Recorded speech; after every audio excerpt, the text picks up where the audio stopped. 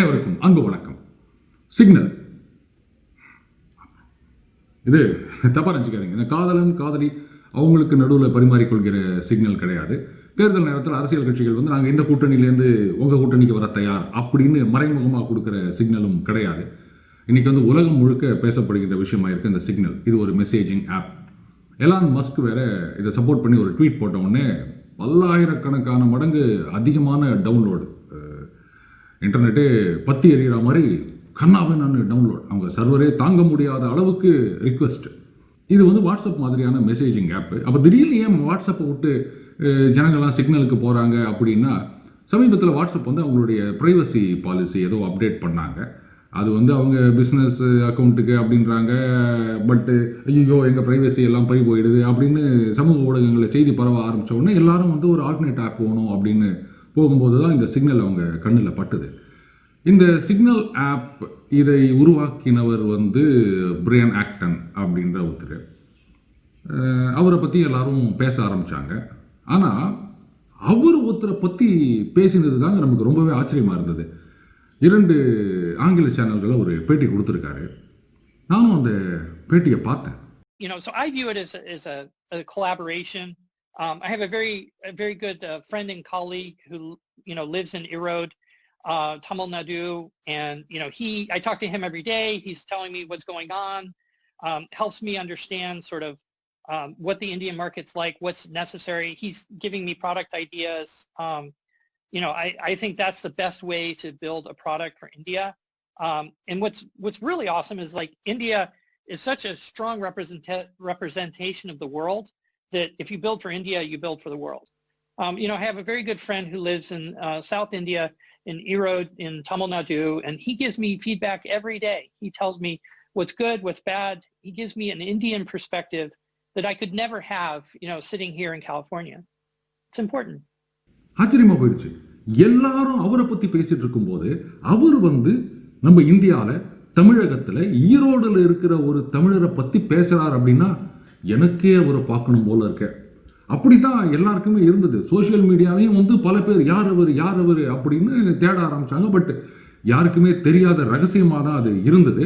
ஆனாலும் நம்மளும் இந்த ரகசிய படைகள்லாம் வச்சிருக்கோம். அது எல்லா ஊடகங்களும் இப்போ வந்து ரகசியமாக இன்வெஸ்டிகேட்டிவ் ஜேர்னலிசம் அப்படின்னு பண்ணும்போது நாமளும் பண்ண வேணாமா? அந்த நீரோட்டத்தில் கலக்கணும்ல.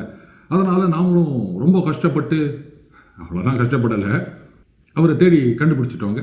மிஸ்டர் பாலச்சந்தர். அவரு என்னங்க, எனக்கு ஐஜியை தெரியும் அப்படின்னு சொல்லுவோம். பட் ஐஜிக்கு நமக்கு தெரியுமான்றது தான் கேள்வி. ஆனால் பிரையன் ஆக்டன் சிக்னல் ஃபவுண்டர் இவரை பற்றி பெருமையாக பேசியிருக்காரு. பட்டு அந்த அளவுக்கு ஒரு எளிமையாக பழகுவதற்கு இனிமையாக இருக்கிறவர் தான் மிஸ்டர் பாலச்சந்தர்.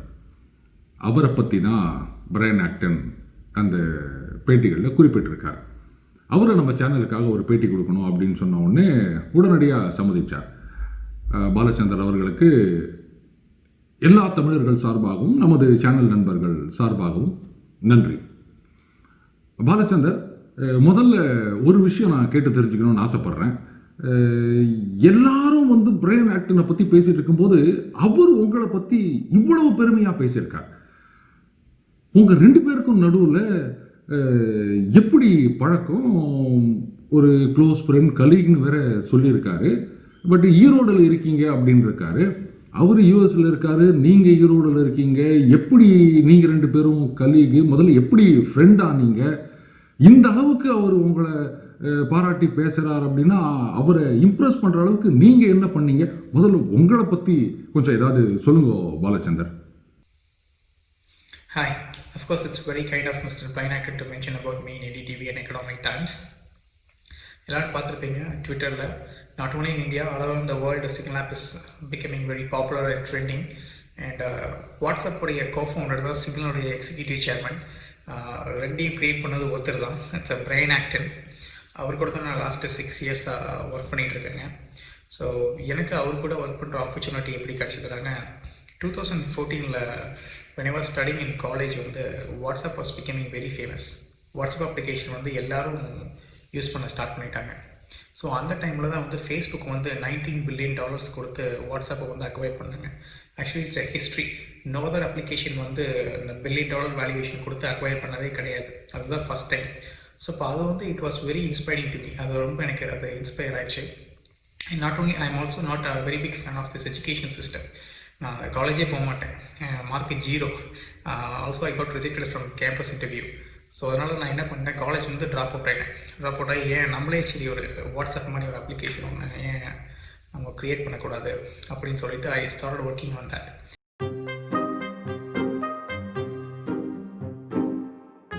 ஸோ வாட்ஸ்அப் மாதிரி ஒரு அப்ளிகேஷன் டெவலப் பண்ணணுன்னாங்க I need funding, I need office, I need to hire app developers, I need to hire desktop developers, I need to hire web developers, I need to hire server developers. So இதுக்கெல்லாம் funding தேவை. அந்த டைமில் எனக்கு funding எப்படி rice பண்ணுறதுன்னு எனக்கு தெரியாதுங்க. So அப்போ வந்து என்கிட்ட ஆஃபீஸ் இல்லை, எனக்கே வேலை இல்லை. ஸோ அதனால் என்கிட்ட இருந்ததெல்லாம் டைம் தான். சரி, அந்த டைமை நம்ம யூட்டிலைஸ் பண்ணிக்கலாம் அப்படின்னு சொல்லிட்டு why don't I learn all these things அப்படின்னு சொல்லிட்டு I just started learning all these things slowly. So அப்போ வந்து எனக்கு வாட்ஸ்அப் மாதிரி ஒன்று பண்ணணும்னா first I have to understand their architecture, அதனுடைய சிஸ்டம் டிசைன் எப்படி பண்ணியிருக்காங்கன்னு I have to understand that. So I went deep into it. So நான் வாட்ஸ்அப்பை பற்றி how they created it, how they did it அப்படின்னு சொல்லிட்டு நான் ஒரு டீப்பாக ஒரு ரிசர்ச் பண்ணேங்க. ஸோ அப்போ தான் ஐ எண்ட் அப் டிஸ்கவரிங் வல்னரபிலிட்டிஸ். ஒரு செக்யூரிட்டி ஒரு செக்யூரிட்டி லூப் ஹோல் அதை நான் டிஸ்கவர் பண்ணேன். உடனே அதை நான் வாட்ஸ்அப்போட சப்போர்ட் டீமுக்கு இமெயில் பண்ணேன். இந்த மாதிரி உங்களுடைய சிஸ்டமில் இந்த மாதிரி ஆப்ளிகேஷனில் ஒரு தப்பு இருக்குது, இதை நீங்கள் ஃபிக்ஸ் பண்ணுங்க, இல்லைனா இட்ஸ் அ வெரி ரிஸ்கி, இது யூசர் ப்ரைவசிக்கு ஒரு பெரிய ரிஸ்க்காக இருக்கும் அப்படின்னு சொல்லிட்டு நான் உங்களுக்கு மெயில் பண்ணேன். உடனே அதை பார்த்துட்டு பிரியன் ஆக்டர் அந்த கோஃபவுண்டர் வந்து எனக்கு திரும்ப ரிப்ளை பண்ணார். அவரோட நம்பர் கொடுத்து okay you just reproduce the issue to my number அப்படின்னு சொல்லிட்டு எனக்கு அவர் நம்பர் கொடுத்தாரு. எனக்கு அப்போ அவர் தான் பிரியன் ஆக்டன், அவர் தான் வாட்ஸ்அப்புடைய ஃபவுண்டர்னு எனக்கு தெரியாது. நான் வந்து சரி ஓகே ஏதோ ஒரு சாஃப்ட்வேர் இன்ஜினியர் போல இருக்குது வாட்ஸ்அப்பில் அப்படின்னு சொல்லிட்டு நானும் ஒரு நம்பர் வாங்கி ஐ ஸ்டார்டட் ரீப்ரொடியூசிங் இட். நான் அந்த பக்கு அவருக்கு இந்த இதுதான் அந்த லூப் ஹோல் அப்படின்னு சொல்லிட்டு I was explaining him and I also reproduced. உடனே அதை பார்த்துட்டு ஒரு wow how did you do that, how did you do that ன்னு சொல்லிட்டு he was asking about me. நீங்கள் எங்கே இருக்கீங்க, what you did, what is your education background, அந்த மாதிரி he started asking me some questions. Then I started telling him about me and he got really excited and he offered me a job. சரி வாட்ஸ்அப்பில் வந்து work பண்ணுறியா அப்படின்னு சொல்லிட்டு ஒரு offer கொடுத்தாரு. நான் வந்து okay it's a very good opportunity, why don't we use it அப்படின்னு சொல்லிட்டு நானும் ஓகே எஸ் அப்படின்னு சொல்லிட்டேன். ஸோ அப்புறமே தான் அவர் பேர் பிரியன் ஆக்டன். இது பிரியன் ஆக்டனுங்கிற பேர் நம்ம எங்கேயும் கேள்விப்பட்டிருக்கோமே அப்படின்னு சொல்லிட்டு கூகுளில் போய் பிரியன் ஆக்டன் சர்ச் பண்ணேன். He is the founder of WhatsApp. Okay founder of WhatsApp தான் அவங்க ஹையர் பண்ணியிருக்காரு அப்படின்னு சொல்லிட்டு ஸோ ஃப்ரம் நவ் அந்த டைமில் வந்து ஐ ஸ்டார்ட் ஒர்க்கிங் வித் ஹிம். ஏங்க வாட்ஸ்அப் எப்படி வேலை செய்யுதுன்னே முதல்ல நமக்கு தெரியல, நீங்கள் என்னன்னா வாட்ஸ்அப்லேயே வேலைக்கு சேர்ந்துன்றீங்க. சரி, என்ன வேலை செஞ்சீங்க வாட்ஸ்அப்பில் எனக்கு புரியல, கொஞ்சம் எக்ஸ்பிளைன் பண்ணுங்களேன் எனக்காக. வாட்ஸ்அப் சேஃபாக இருக்கா, செக்யூர்டாக இருக்கா, எந்த இஷ்யூ இல்லாமல் நாங்கள் தான் செக் பண்ணுறது தான் என்னுடைய வேலைங்க. ஸோ அப்போ வந்து வாட்ஸ்அப் வெறும் பேசிக் ஃபீச்சர்ஸ் தான் இருந்தது. ஸ்டேட்டஸ் ஃபீச்சர் கிடையாது, பேமெண்ட் ஃபீச்சர்ஸ் கிடையாது, பப்ளிக் குரூப் லிங்க்ஸ் கிடையாது, வீடியோ கால்ஸ் கிடையாது. ஸோ அப்போ நான் பிரியன் ஆக்டர்கிட்ட ஒரு வாட்டி டிஸ்கஸ் பண்ணிட்டு குரூப்ஸ்லாம் வந்து ரொம்ப ப்ரைவேட்டாக இருக்குது, it is not discoverable unless I add someone to the group. So why don't we make a public groups, நம்ம public group links கொண்டு வரலாம் அப்படின்னு சொன்னேன். ஸோ இப்போது then again later that public group links நாங்கள் கொண்டு வந்தோம். After that demonetization time அப்போது இந்தியாவில் பேடிஎம் வந்து it was becoming very popular. அப்போ வந்து சரி வாட்ஸ்அப்பில் இந்த மாதிரி ஒரு பேமெண்ட்ஸ் இருந்தால் நல்லாயிருக்கும், நம்ம பீப்புள் ஈஸியாக இருக்கும் அப்படின்னு சொல்லுவோம். இப்போ வாட்ஸ்அப் பே வந்து ஃபஸ்ட் அது இந்தியாவில் தான் லான்ச் பண்ணது. இப்போ இந்தியாவில் இப்போ பீட்டா வெர்ஷனில் அது இருக்குது.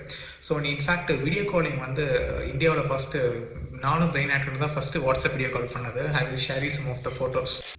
நாங்கள் வாட்ஸ்அப்பில் வீடியோ கால் இருக்குது தெரியும், ஆனால் அதுக்காக ஒரேடியாக வந்து என்னை இழிச்சவாயன்னு நினச்சிட்டு நீங்கள் தான் முதல்ல வாட்ஸ்அப்பில் வீடியோ கால் பண்ணீங்க அப்படின்னு சொன்னால் பாலச்சந்தர் நான் நம்பணுமா? இது நான் வெளியில் சொன்னபோது இது யாரும் நம்பலை.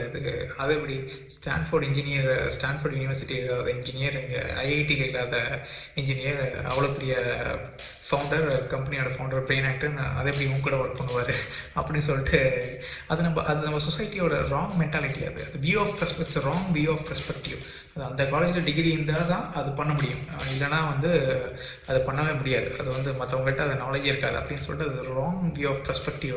அது ஈவன் நான் என்னோட ரிலேட்டிவ்ஸ்ட்டை இதை ஷேர் பண்ண போது ஏன் தம்பி வாட்ஸ்அப்லாம் வந்து அதான் ஃபேஸ்புக்கு வித்துட்டாங்களே, நீ ஏன் பெரிய கம்பெனியாக இன்ஃபோசிஸ் சிடிஎஸ் அந்த மாதிரி பெரிய கம்பெனியாக நீ ஏன் ஒர்க் பண்ணக்கூடாது, ஏன் இங்கே ஒர்க் பண்ணுறான்னு கேட்டிருக்காங்க. பாலச்சந்திரன், எனக்கு இந்த சிக்னலை பற்றி கொஞ்சம் சொல்லுங்களேன். எஸ்பெஷலி இந்த ஆப் அண்டு இதனோட பிஸ்னஸ் மாடல், ரெவென்யூ மாடல் எந்த மாதிரி ப்ராஃபிட் எதிர்பார்க்குறாங்க. இன்ஃபேக்ட் வாட்ஸ்அப் முதல்ல வந்தப்போ ஏதோ அமௌண்ட்டு பே பண்ணணும் அப்படின்னாங்க. அதுக்கப்புறம் அதை தள்ளி வச்சுட்டாங்க. இப்போ வரைக்கும் வந்து வாட்ஸ்அப் வந்து ஃப்ரீயாக தான் இருக்குது. இன்ஃபேக்ட் இந்த மாதிரி பல ஆப்புகளும் வந்து இந்த டெலிகிராம் அந்த மாதிரியும் ஃப்ரீயாக தான் இருக்குது. பட் வாட்ஸ்அப்பை பொறுத்த வரைக்கும் அது ஃபேஸ்புக்கோட ஆப் அப்படின்றதுனால தே ஹாவ் டீப் பாக்கெட்ஸ். அதனால் எந்த செலவையும் அவங்களால தாங்க முடியும். மேபி ஃப்யூச்சரில் வந்து அதை ஒரு பேமெண்ட் பேஸ்டு ஆப்பாக கூட மாற்றலாம். அது வரைக்கும் கூட அவங்களால செலவுகளை சமாளிக்க முடியும். ஆனால் இந்த சிக்னல் அப்படின்ற ஆப்போட மாடல் என்ன, எப்படி வந்து ரெவென்யூ ஜெனரேட் பண்ண போகிறீங்க, இல்லை பண்ணுறதா ஐடியா இருக்கா, இதை பற்றி கொஞ்சம் சொல்லுங்களேன். Signal is a non-profit organization. Development are supported by funds and grants from people like you. நீங்கள் கூட டொனேட் பண்ணலாம். signal.org/donate போனீங்கன்னா everyone can donate it. So ஃபேஸ்புக்கோட கிளாஷ் ஆகி பிரெயின் ஆக்டன் வந்து வாட்ஸ்அப்லேருந்து வெளியில் வந்து சிக்னலுங்கிற ஒரு ஃபவுண்டேஷன் $50 million இன்ஜெக்ட் பண்ணார். So he started with Moxie தான் he's a co-founder and CEO of Signal. Brian Acton is executive chairman. Signal ஏன் செக்யூர்டு அப்படின்னாங்க, மற்ற மெசேஜிங் அப்ளிகேஷனில் பார்த்தீங்கன்னா messages are end to encrypted. யாருக்கு என்ன மெசேஜ் அனுப்புகிறாங்கிறது பார்க்க முடியாது. பட் ஆனால் யாருக்கு அனுப்புகிறாங்கிறத பார்க்கலாம். சிக்னலில் வந்து நீங்கள் யாருக்கு அனுப்புகிறா, என்ன அனுப்புகிறா, எங்கேருந்து அனுப்புகிறாங்க எதுவுமே பார்க்க முடியாது. Even the metadata is also encrypted. So why Elon Musk like people are supporting சிக்னல்னாங்க, சிக்னல் வந்து it's open source. Whatever we write we put it in the online, we put it in the Git. நீங்கள் இப்போ github.com போய் signal ஆப்னு கொடுத்தீங்கன்னா நாங்கள் signal ஆப்போடைய கோடை நீங்கள் open source நீங்கள் அதை ஆன்லைனில் பார்த்துக்கலாம். So when we say it is a privacy, it's a secure, you don't have to believe it. You don't have to believe me or believe us. You can go and check it by yourself. நீங்களே போய் இது செக்யூர்டான அப்ளிகேஷனா, இது சேஃபான அப்ளிகேஷனானு நீங்களே check பண்ணிக்கலாம். So அதனால தான் வந்து Edward Snowden, Elon Musk, Twitter CEO Jack Dorsey மாதிரியான பீப்புளுக்குலாம் வந்து சிக்னல் சப்போர்ட் பண்ணுறாங்க. Because it's a secure. சிக்னலோட பிஸ்னஸ் மாடலுங்க, it's a zero revenue profit. It's a zero revenue.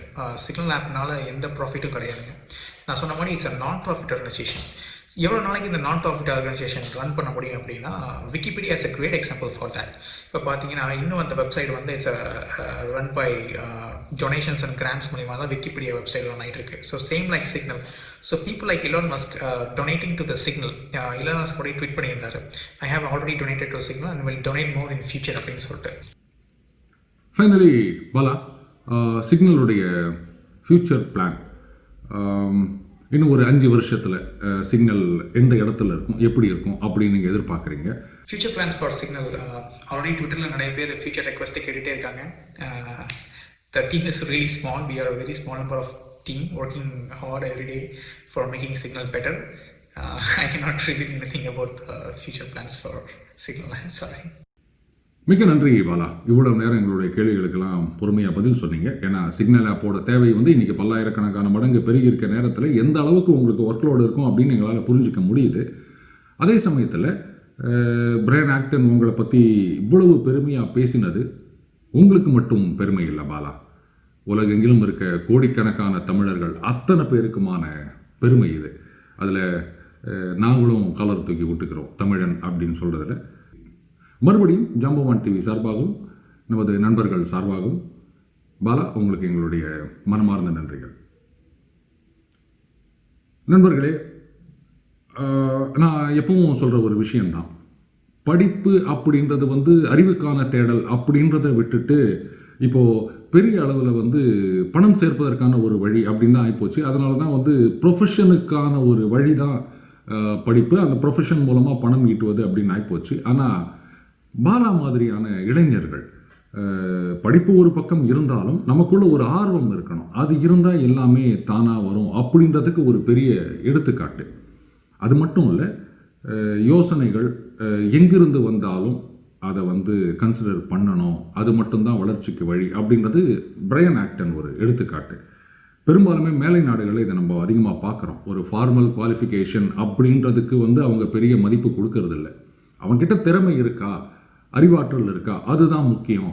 வெறும் டிகிரியை வச்சு ஒருத்தரை எடை போடுறது அப்படின்றது கிடையாது. இந்தியாவிலையும் வந்து இந்த மாதிரி பல பேர் படிக்காத மேதைகள் ஏராளமான பேர் இருக்காங்க. எவ்வளவோ விஷயங்களை அவங்க உருவாக்கியிருக்காங்க. பட்டு அவங்களுக்கெல்லாம் வந்து அந்த அளவுக்கு ரெக்கக்னிஷன் கிடைக்கல இந்தியாவில் அப்படின்றது தான் வருத்தத்துக்குரிய விஷயம். ஆனால் இன்னைக்கு இந்திய கம்பெனிகள் பிரையன் ஆக்டன் மாதிரி, பில் கேட்ஸ் மாதிரி, ஸ்டீவ் ஜாப்ஸ் மாதிரி மேலே வரணும் அப்படின்னு நினச்சா அந்த காகிதத்தில் அச்சடிக்கப்பட்ட ஒரு பட்டம் அப்படின்றத விட உண்மையான அறிவு, ஆற்றல், திறமை இதுக்கு முக்கியத்துவம் கொடுத்தா மட்டும்தான் அமெரிக்க கம்பெனிகளோட நாம போட்டி போட முடியும்.